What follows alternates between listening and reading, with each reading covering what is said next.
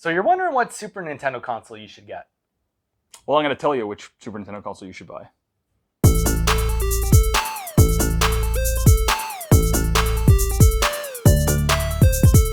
So in this video today, we are going to go over the 3 different types of Super Nintendos you can get for your collection, as well as how much you should expect to pay for either of them.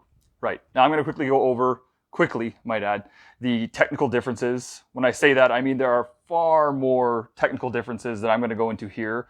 And there's tons of videos covering this. So if you want to know more on the Super Nintendo and the different revisions, we'll try and find something you can put together. Yeah, we can put a link in the... Yeah, we'll put a link in the description. Anyway, so first we'll talk about the first guy. The guy you'll see the most looks like this, right? Most people remember it. That's the guy, right? And it basically, you'll see 2 different types of these. You'll see one, and here's the problem.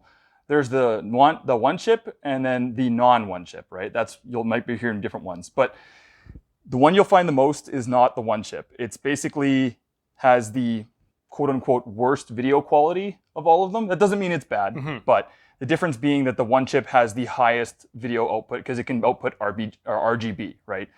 That's as far as I'm going to go into it. I'm not going to go into like how to tell them apart, the differences and all that. They do look exactly the same. They look both like this, but majority of what you'll find are not one chips, right? And so those are basically like the 2 basic ones.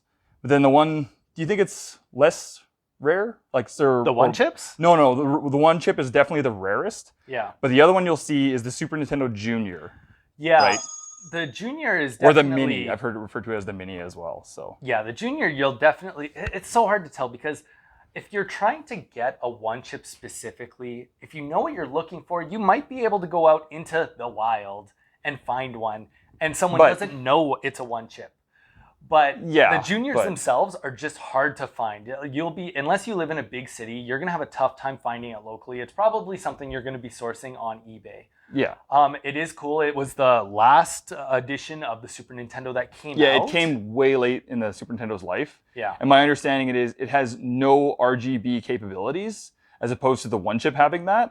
But the difference being that the Nintendo, the Mini or the Junior, has the best composite video, which is, some people may not tell the difference between any of them, right? But the people who really like their retro stuff, they will know the difference, right? So kind of temper your expectations. You're not going to find a one chip for the price you find a non-one chip, right? No. So like, let's start at the bottom. Like, what is that non-one chip worth? Yeah, so like the one you'll see the most of. Yeah, right? you should be able to pick that up. So you'll get a console, the power cords, and probably a controller, maybe 2.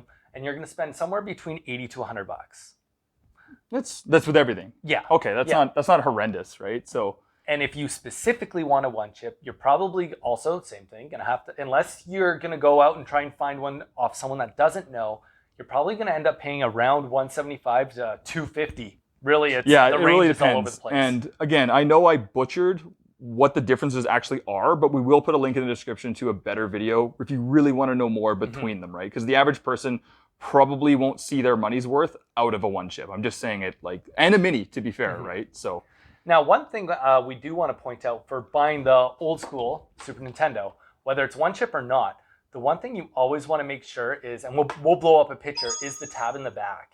It's got a little plastic tab, and you want to make sure that that's not broken. If that's broken, then you are going to have to do repair, and you will not get it working. So when you're buying one used, you want to make sure that that plastic tab is still in good shape. Yeah.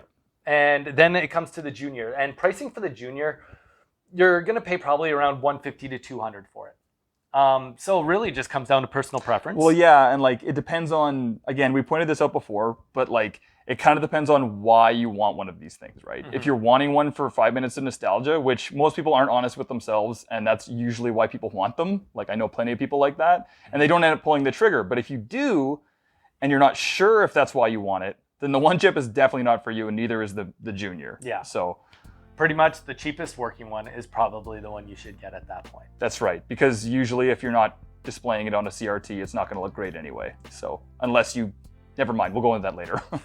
But yeah, so that's kind of our 1, 2, 3 on what console you should get and why you should get each of them.